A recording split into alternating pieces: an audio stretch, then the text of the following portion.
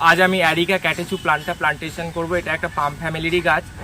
তাহলে আজকে আমরা ডিসকাশন করব বা জানবো যে সুপারি গাছকে বিটেল নাটস বা পান সুপারি কেন বলা হয়। তাহলে জেনে নিই যে পানের বৈজ্ঞানিক নাম হচ্ছে পাইপার বিটেল, আর সুপারি গাছের সিডসকে বলা হয় অ্যারিকা নাটস। তো এই অ্যারিকা নাটসের নাটসটা আর পাইপার বিটেলের যেটা স্পেসিসের বিটেলটা নেওয়া হয়। আর যেহেতু সাউথ ইস্ট এশিয়াতে একটা ট্র্যাডিশন রয়েছে পানের সাথে সুপারি খাওয়ার, তাহলে সেখান থেকেই এই তাদের কম্বিনেশনের কারণে বিটেল নাটস নামটা আসে। তো চলো এবার প্লান্টেশন করি। এমন কোনো প্লান্ট পছন্দ করো লাগাতে যেটাতে খুব লো মেনটেনেন্স বা লাগিয়ে ছেড়ে দাও, নিজেই গ্রো আপ হবে, ফার্টিলাইজার বা পরিচর্যার কোনো প্রয়োজন নেই, আর খুব কম জায়গাতে হয়ে যেতে পারে। তো সুপারি গাছ অন্যতম একটা অপশান, কারণ কোনো যত্ন লাগে না, এই আমরা লাগিয়ে দিচ্ছি নিজেই হবে।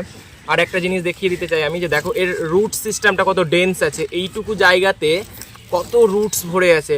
তাই এটা অন্যতম একটা সয়েল ইরোশনের হাত থেকেও মানে মৃত্তিকা ক্ষয় রোধও করে। তাই এমন জায়গায় এই গাছগুলো লাগানো যেতে পারে যেখানে অল্প জায়গা আছে আর মৃত্তিকা ক্ষয় হচ্ছে। তো আমি এখানে দেখিয়ে দিতে চাই যে এইদিকে নদী আছে, আমরা নদীর পাশেই লাগিয়ে দিচ্ছি গাছটা, যেন অবশ্যই এটা সয়েল ইরোশনের হাত থেকে এই জায়গাটাকে বাঁচাবে। কতগুলো রুটস আছে। তো চলো প্লান্টেশন করি।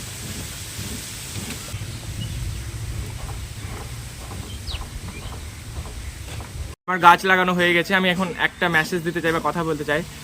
একটা চাইনিজ প্রবাদ রয়েছে, সেখানে বলা হয়েছিল the best time to plant a tree was 20 years ago and the second best time is today now.